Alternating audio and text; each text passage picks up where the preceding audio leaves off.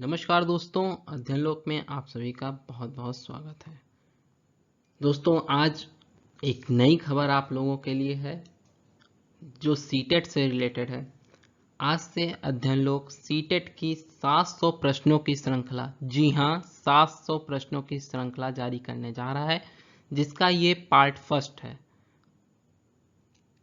और ये 700 प्रश्नों की श्रृंखला होगी जिसमें हम लोग पर्यावरण अर्थात इन्वायरमेंट से रिलेटेड प्रश्नों को पढ़ेंगे।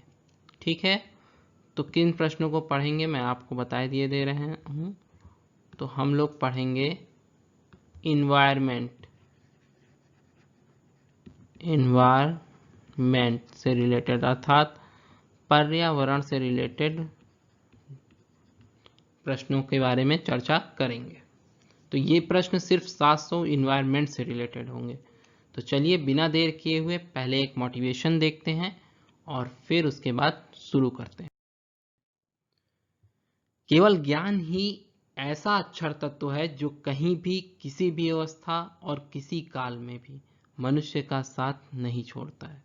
जी हाँ, बहुत अच्छी बात कही है यहाँ पर कि ज्ञान ही एक ऐसा अक्षर तत्व है। अक्षर मतलब होता है कि जिसका क्षरण न किया जा सके।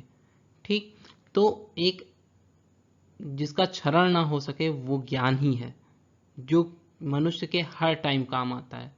अगर मनुष्य थोड़ा सा भी पढ़ा लिखा है या फिर अगर जो है मनुष्य बहुत ज़्यादा जानकार है तो वो कुछ भी कर सकता है अपनी लाइफ में।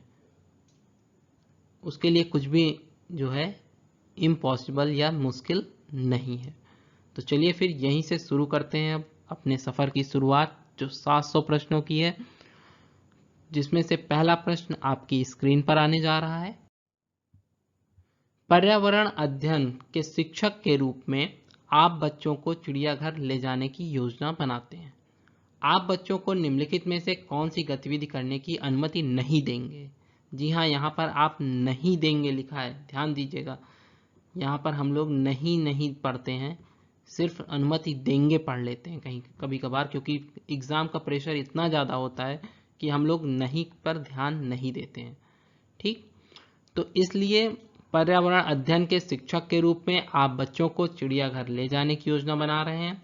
तो आप बच्चों को निम्नलिखित में से कौन सी गतिविधि करने की अनुमति नहीं देंगे? तो चलिए आपके सामने ऑप्शन है।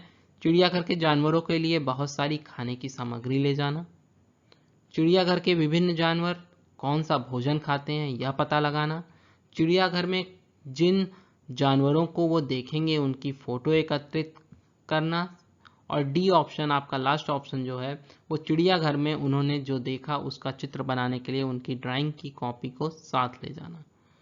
तो यहाँ पर आप अध्यापक के रूप में अपने आप को सोचिए और ये जानिए कि आप एक अध्यापक हैं और आप बच्चों को, जो आपके बच्चे होंगे, जो आपके विद्यार्थी होंगे, वो उनको आप क्या करने से रोकेंगे।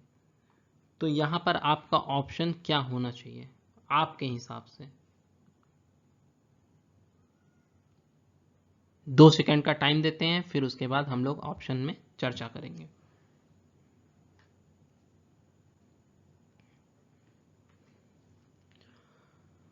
तो चलिए फिर देखते हैं। इसका ऑप्शन ए होगा, चिड़ियाघर के जानवरों के लिए बहुत सारी खाने की सामग्री ले जाना। जी हाँ, पर्यावरण अध्ययन के शिक्षक के रूप में बच्चों को चिड़ियाघर ले जाते वक्त बच्चों को चिड़ियाघर के जानवरों हेतु तो बहुत सारी खाने की सामग्री ले जाने से मना करना ज़्यादा लाभदायक होगा अर्थात हितकारी होगा, क्योंकि इससे सुरक्षा व जानवरों के स्वास्थ्य संबंधी समस्याएं उत्पन्न हो सकती हैं। अगर आप जो है बच्चों से कोई भी चीज़ खिलवाएंगे तो उससे जो वहाँ पे रहने वाले जानवर हैं उनको स्वास्थ्य संबंधी कोई भी बीमारी हो सकती है। चलिए फिर सेकंड क्वेश्चन पे आते हैं। 1992 के रियो शिखर सम्मेलन का एजेंडा 21 संबंधित है। तो एजेंडा 21 किससे संबंधित है यहाँ पर ये पूछ रहा है। तो 1992 के रियो शिखर सम्मेलन तो क्या है? तो यहाँ पर बताइए आप, फिर उसके बाद हम बताते हैं।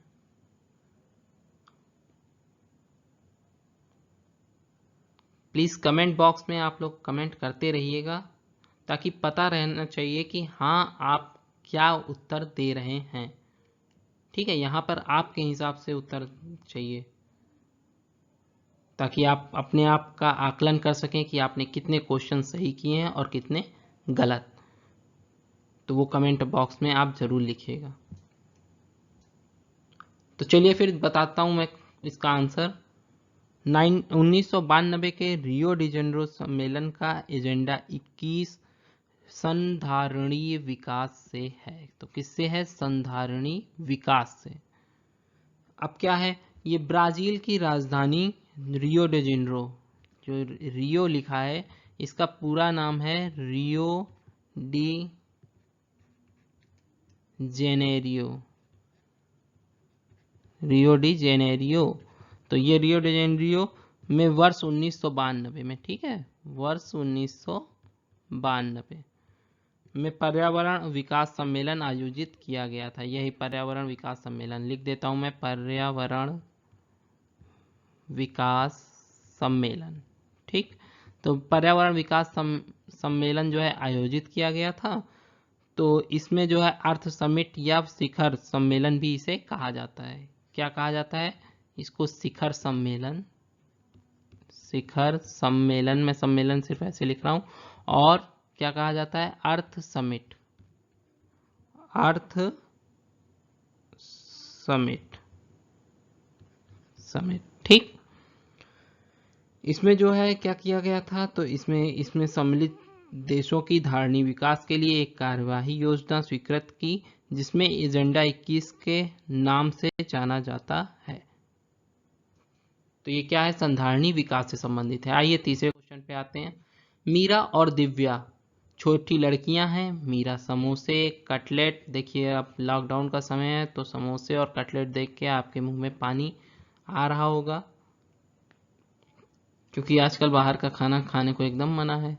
कुछ लोग भाई अंदर घर में बना लेते होंगे, खाते होंगे आराम से।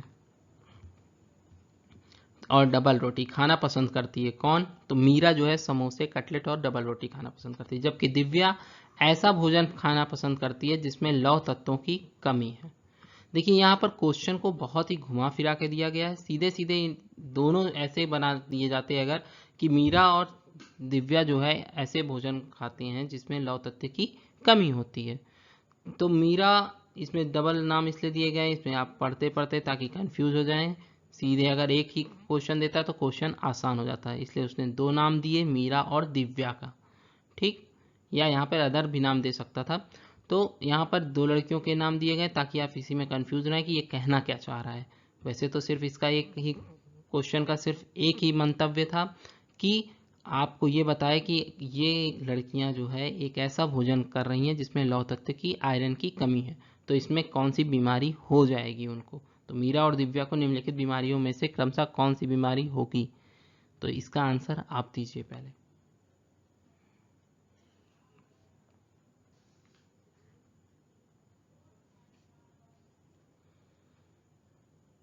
मोटापा, मैं बोल देता हूँ ऑप्शन, मोटापा और स्कर्वी एक, बी ऑप्शन स्कर्वी और एनीमिया, सी ऑप्शन एनीमिया और रतौंधी, और डी ऑप्शन मोटापा और एनीमिया।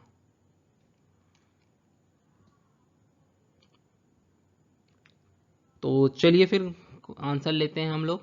मोटापा और एनीमिया, भाई जब आप फैटी फूड खा रहे हैं, ठीक है, वसायुक्त भोजन कर रहे हैं, तो आप में मोटापा बढ़ेगा और एनीमिया जैसी बीमारी की संभावना होगी, क्योंकि इसमें लौह तत्वों की कमी हो गई, आयरन की कमी है। ठीक, चौथा क्वेश्चन आते हैं। बच्चों को विभिन्न, आप लोगों को, हाँ ये भी आप लोगों को मैं बता दूं कि यहाँ पर किस कमी से कौन से रोग होते हैं, इसकी भी हम लोग थोड़ा सा इसके बारे में भी अभी चर्चा बाद में नेक्स्ट वीडियो में, जब हम लोग 700 क्वेश्चन कंप्लीट करेंगे उसके बाद अगर टाइम रहा तो इसको भी हम लोग देखेंगे। ठीक है, चलिए फिर देखते हैं। बच्चों को विभिन्न प्रकार के ईंधनों से परिचित कराने के लिए शिक्षक की क्या भूमिका होगी कि शिक्षक जो है बच्चों को विभिन्न प्रकार के ईंधनों से परिचित कराए। वो कक्षा में कुछ ईंधनों के नमूने दिखा सकता है, पहला ऑप्शन। दूसरा ऑप्शन, एक लघु फिल्म दिखाने के साथ खाना पकाने के लिए इस्तेमाल होने वाले संभावित ईंधन के प्रकारों पर बच्चों के साथ चर्चा कर सकता है। और फिर उसके बाद चार्ट पर ईंधनों के चित्र प्रदर्शित कर सकता है। बच्चों से विभिन्न प्रकार के ईंधनों की सूची बनाने के लिए कह सकता है। तो इसमें कौन सा सही है, कमेंट करिए और बताइए।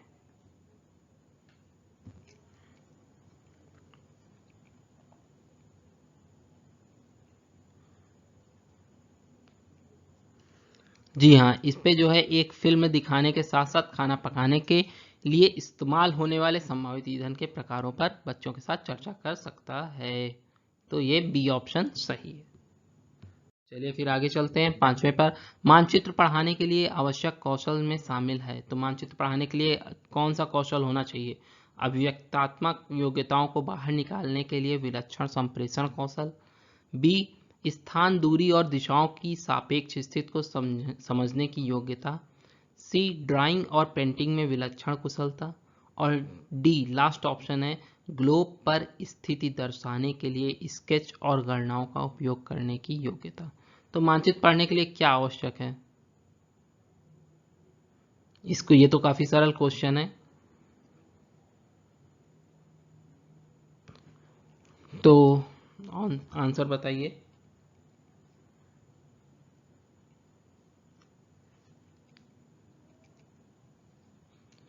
जी हाँ, ये आंसर है स्थान, दूरी और दिशाओं की सापेक्ष स्थिति को समझने की योग्यता। जब तक आप स्थान और दूरी को नहीं समझेंगे, दिशाओं का ज्ञान नहीं होगा। दिशाओं में कैसे, अब मान लीजिए इधर, मान लीजिए नॉर्थ है, इधर साउथ है, ठीक है, इधर ईस्ट है और इधर वेस्ट है। बोले तो इधर दक्षिण, सॉरी, इधर उत्तर, ये दक्षिण, ये पूर्व और ये पश्चिम है। ठीक है, ये अगर ज्ञान ही नहीं होगा तो फिर आप कैसे एक मानचित्र को पढ़ेंगे या उसको समझेंगे। ठीक है, आइए 6 क्वेश्चन पे आते हैं। पर्यावरण अध्ययन की कक्षा में बच्चों के व्यक्तिगत अनुभवों को महत्व देना शिक्षक को लाभ पहुंचाता है।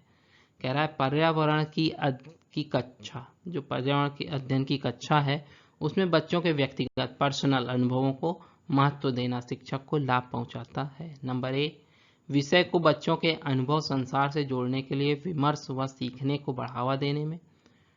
बी, उसकी ऊर्जा बचाने में, क्योंकि बच्चे बातचीत करना पसंद करते हैं। सी, बच्चों के विशिष्ट अनुभवों को जानने में। और डी, बच्चों की भाषा और संप्रेषण कलाओं को सुधारने और परिमार्जित करने में। आंसर जल्दी बताइए।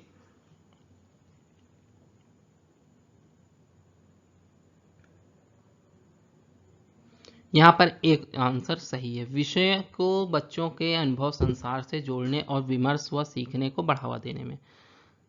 ठीक है, इससे जो है क्या होगा, बच्चों के व्यक्तिगत अनुभवों को महत्व देने से लाभ पहुंचेगा।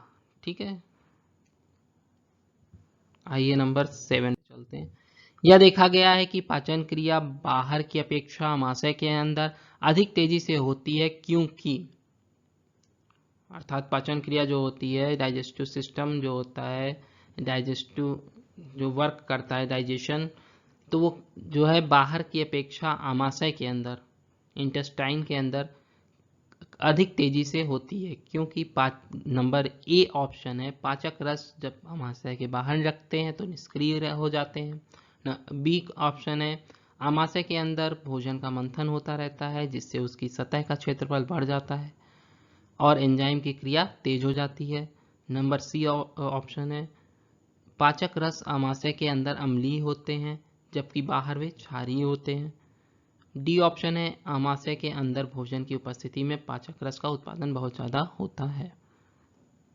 तो बताइए जल्दी। चलिए, यहाँ पर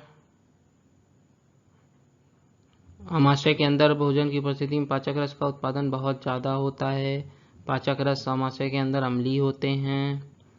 क्या होगा आंसर, जल्दी बताइए। यहाँ पर आंसर होगा बी।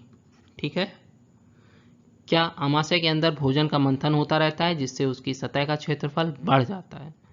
तो मंथन कैसे होता है, एकदम घूमता रहता है भोजन। ठीक है, जो आमाशय होता है वो एकदम चिपक के चलती है पूरी।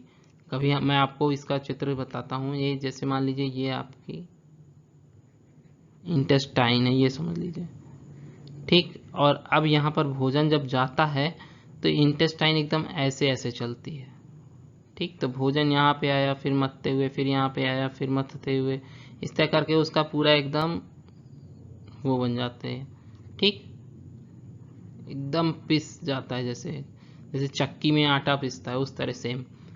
और फिर क्या होता है, जिससे उसकी सतह का क्षेत्रफल बढ़ जाता है और एंजाइम की क्रिया तेज हो जाती है, ठीक। तो ये आंसर सही है। आइए अब नेक्स्ट क्वेश्चन में पूछ रहा है, निम्नलिखित कथनों में से कौन सा प्राथमिक स्तर पर पर्यावरण अध्ययन पढ़ाने का उद्देश्य नहीं है। देखिए यहाँ पे भी कह रहा है कि प्राथमिक स्तर पर पर्यावरण अध्ययन पढ़ाने का उद्देश्य नहीं है। पर्यावरण अध्ययन पढ़ाने का उद्देश्य नहीं है, कौन सा कथन।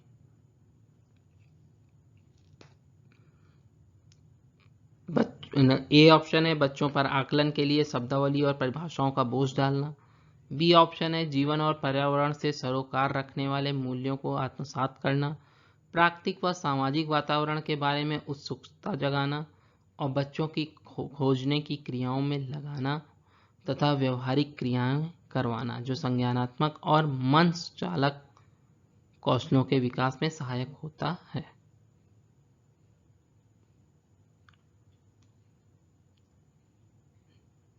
फिर से क्वेश्चन बोल रहा हूं, निम्नलिखित कथनों में से कौन सा प्राथमिक स्तर पर पर्यावरण अध्ययन पढ़ाने का उद्देश्य नहीं है। ध्यान दीजिएगा, नहीं है बोल रहा हूं। तो कौन कौन से हैं पहले ये देख लेते हैं। बच्चों को खोजने की क्रियाओं में आप लगाएंगे तो बच्चे ज़्यादा क्रिएटिव होंगे, ठीक है। वो ज़्यादा अच्छे से कोई चीज़ को समझ सकते हैं तुरंत, उनके दिमाग में वो इमेज बनने लगती है, ठीक है, जिससे उनका संज्ञानात्मक और मनश्चालक कौशल के विकास में सहायता मिलेगी उनको। प्राकृतिक व सामाजिक वातावरण के बारे में उत्सुकता जगाना, ये भी सही है।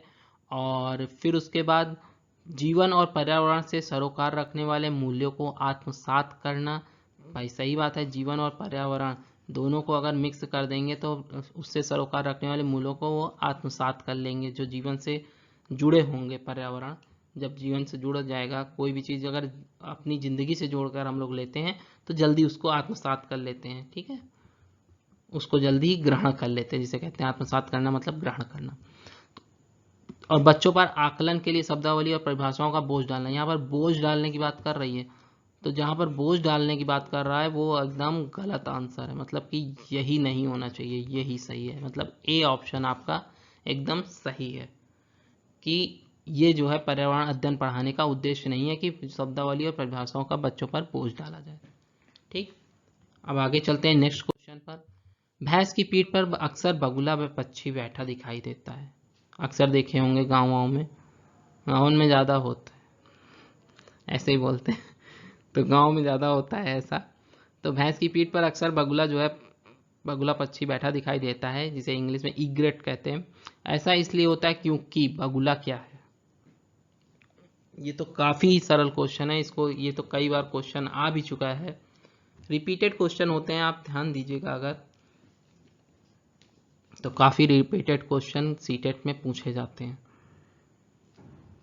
तो क्या है यहाँ पर 9th क्वेश्चन में आंसर क्या है।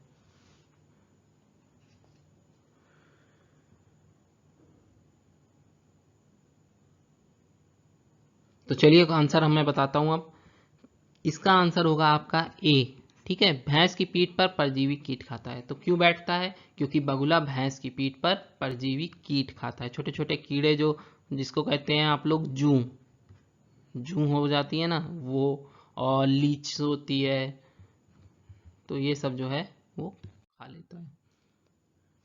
10वां क्वेश्चन पे आते हैं। पर्यावरण अध्ययन की पाठ्य पुस्तक में रेलवे टिकट का एक नमूना दिखाना। पर्यावरण अध्ययन की पाठ्य पुस्तक में रेलवे टिकट का एक नमूना दिखाना।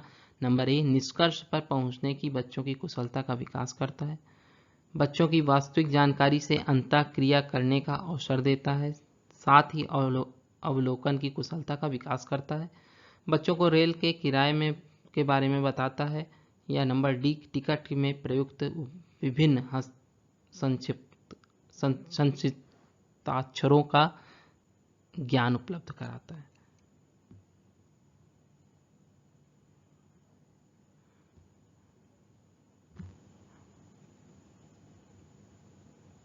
देखिए फिर से मैं बता रहा हूँ, यहाँ पे बच्चों को रेल के किराए के बारे में बताना ये गलत है।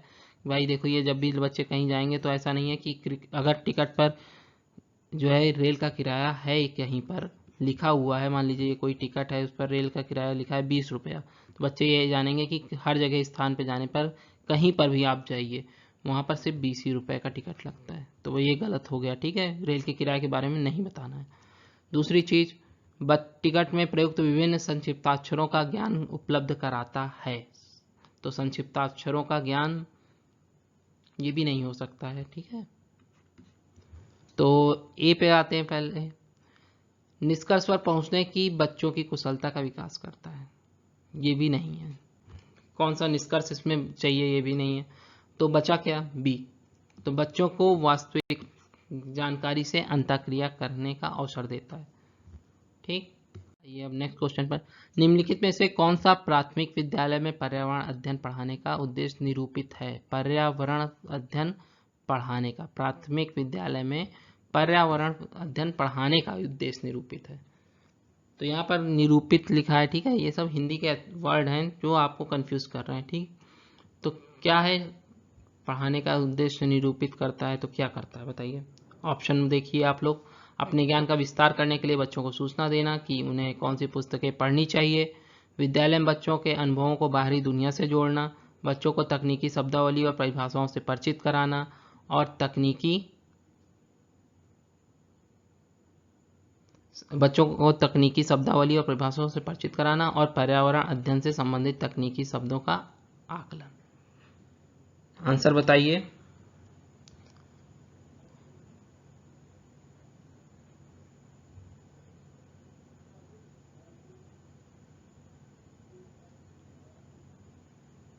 यहाँ पर आंसर होगा बी। ठीक, क्यों, क्योंकि जीवन और पर्यावरण, अभी आपने आगे पीछे वाले क्वेश्चन में पढ़ा, जीवन प्लस पर्यावरण जब जुड़ेंगे तो वो बच्चे बाहरी दुनिया से परिचित होंगे। उनको बाहरी दुनिया से जोड़ने के लिए पर्यावरण का एक सब्स्टिट्यूट लिया जा रहा है कि पर्यावरण सब्जेक्ट को ले लिया जाए, तो जिससे बच्चों को बाहरी दुनिया से भी उसको जोड़कर पढ़ाया जा सकता है। ठीक, अब नेक्स्ट चलते हैं। दत्त कार्य के संबंध में निम्नलिखित में से कौन सा कथन सही है। तो कौन सा कथन सही है, दत्त कार्य बच्चों को सूचना खोजने, अपने विचारों का निर्माण करने और उन्हें उच्चारित करने का अवसर प्रदान करता है। दत्त कार्य अभिभावकों, भाइयों बहनों द्वारा अपनी क्षमता के अनुसार किया जा सकता है। प्रतिदिन विविधता और अभ्यास कराने के लिए कक्षा कार्य और फिर गृह कार्य के रूप में दत्त कार्य देने की आवश्यकता है। दत्त कार्य आकलन का एकमात्र तरीका है। बताइए।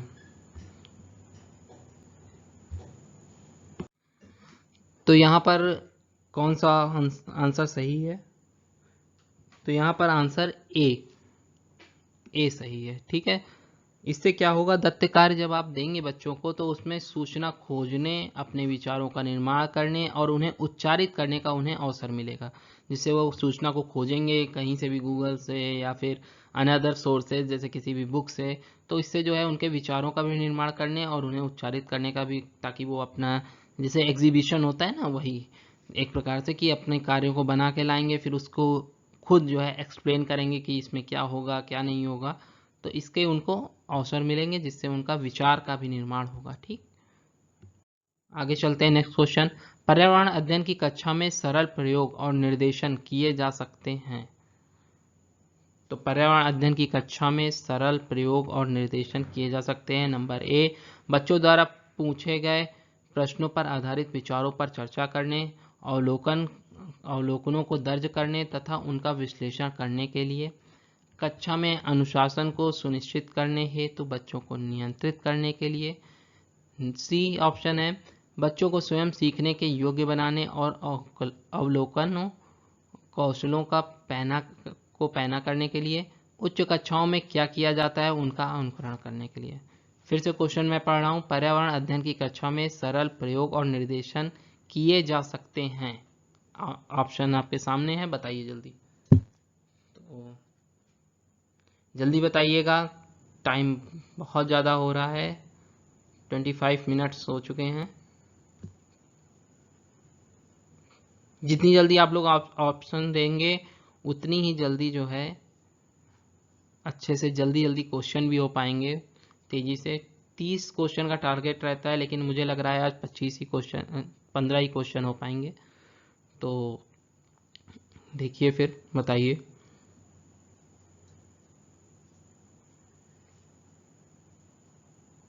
यहाँ पर ऑप्शन सी होगा, ठीक है। बच्चों को स्वयं सीखने के योग्य बनाने और अवलोकन कौशलों को पैना करने के लिए। क्यों भाई? देखिए, कक्षा में सरल प्रयोग और निर्देशन किए जा सकते हैं। जो छोटे मोटे प्रयोग हैं उसको तो किया ही जा सकता है, और उनको निर्देशन दिए जा सकते हैं। तो उससे क्या होगा कि बच्चे सीखेंगे जल्दी। जैसे हो गया कि रॉकेट जो है उड़ता कैसे है, तो किस तरह उड़ता है। भाई एक रॉकेट लाया आपने, उसको बना के दिखाइए आप कि किस तरह उड़ता है रॉकेट। या फिर जो है कोई भी चीज़ को धक्का मारने पर वो आगे की ओर बढ़ती है, लेकिन क्या होता है पहले पीछे की तरफ भागती है। तो इस तरह करके जो भी आपके पास छोटे मोटे जिनका प्रयोग आप आसानी से कक्षा में कर सकते हैं, तो उसको आप सिखा सकते हैं बच्चों को। आइए आगे फिर चलते हैं। नेक्स्ट और लास्ट क्वेश्चन।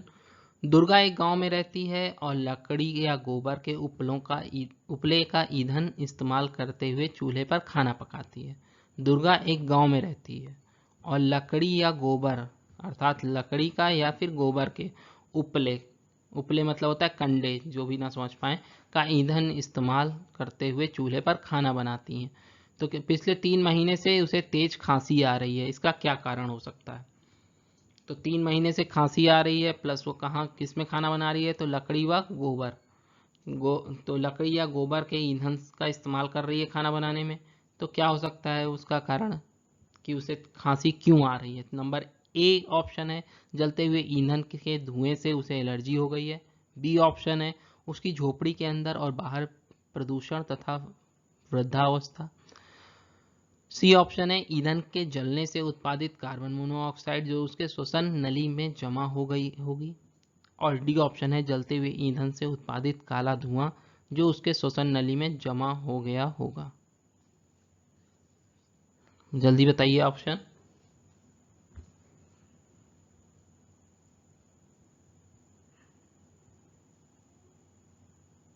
बिल्कुल सही आंसर है सी, ईंधन के जलने से उत्पादित कार्बन मोनोऑक्साइड उसके श्वसन नली में। ठीक, यही होगा कि ये होगा? बिल्कुल सही, उसकी झोपड़ी के अंदर और बाहर प्रदूषण तथा वृद्धावस्था के कारण। या ये होगा, जलते हुए ईंधन के धुएं से उसे एलर्जी हो गई। बिल्कुल सही आंसर बताइए आप।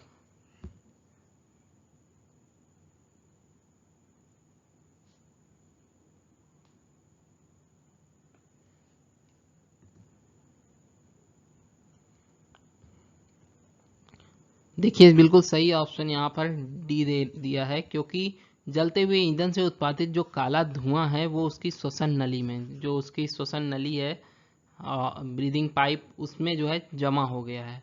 तो जब जमा हो गया है जिसके कारण उसको सांस लेने में दिक्कत आ रही है।